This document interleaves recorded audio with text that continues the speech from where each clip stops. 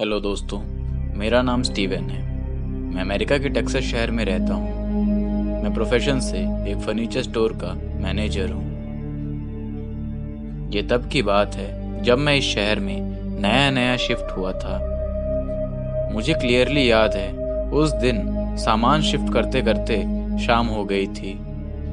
मैंने खुद को रिफ्रेश करने के लिए वॉक पर जाने का डिसाइड किया।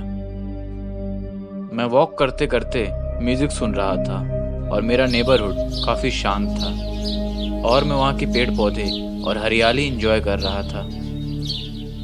मुझे वॉक करते करते काफी देर हो गई थी और मैं अपने घर से काफी आगे निकल आया था।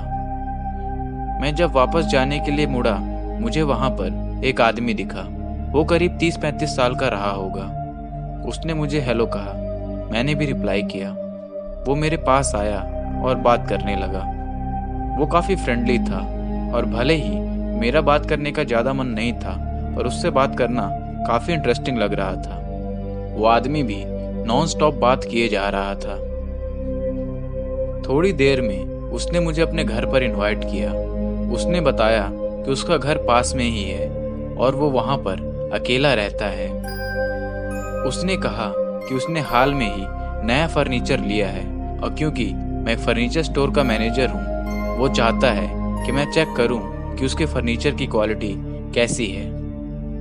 मुझे लगा नए शहर में पहचान बनाने का ये अच्छा मौका है और मैं उसे मना नहीं कर पाया और हम उसके घर की तरफ चलने लगे।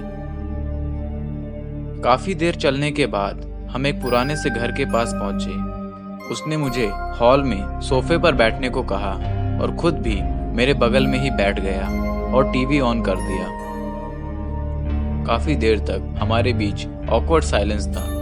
कोई बातचीत नहीं हुई। वो कुछ बोल भी नहीं रहा था, बस टीवी की तरफ देखे जा रहा था। मुझे ये बात काफी वियर्ड लगी। मैंने आसपास देखा तो मुझे कहीं भी नया फर्नीचर नहीं दिख रहा था।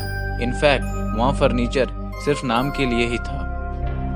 मैं और इंतजार नहीं कर पा रहा था, इसीलिए मैंने उससे पूछा कि वो फर्नीचर कहाँ है जिसके बारे में उसने कहा था। उसने मेरी तरफ देखा। उसके फेस पर एक अजीब सी स्माइल थी। वो बोला, मैं भी आता हूँ, और अपनी बेसमेंट में चला गया। मैं काफी देर तक वहीं सोफे पर ही बैठा रहा। थोड़ी देर बाद उसने मुझे आवाज लगाई और कहा कि उसने सारा फर्नीचर बेसमेंट में रखा हुआ है और इसीलिए मैं वहीं आकर उसे चेक कर लूं। मैं उठा और बेसमेंट की ओर जाने लगा। मैं बेसमेंट में एंटर करने ही वाला था कि तभी मैंने देखा कि उस हॉल के कॉर्नर पर एक आदमी छुपकर बैठा हुआ था। मेरे दिल की धड़कन बहुत तेज हो गई और मैं बहुत डर गया और मैं जल्दी से मेन गेट से बाहर भागा और तब तक भागता रहा जब तक अपने घर नहीं पहुंच गया। मैंने अपने घर का गेट अंदर से बंद किया और अपने बेडरूम में जाकर लेट गया। मैं बहुत ज्यादा डरा हुआ था। तब मुझे याद आया कि मैंने उस आदमी को ये बताया ही नहीं था कि मैं एक फर्नीचर स्टोर का मैनेजर हूँ। उसे इस बात का पता कैसे चल गया?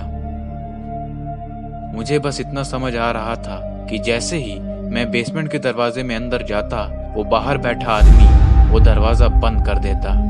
इसके आगे मेरे साथ क्या होता, ये सोचकर भी मैं कांप उठता हूँ। वो लोग कौन थे मुझे कभी पता नहीं चला और मैं कभी भी उस एरिया में वापस नहीं गया, पर वो दिन मुझे आज भी पूरी तरह से याद है।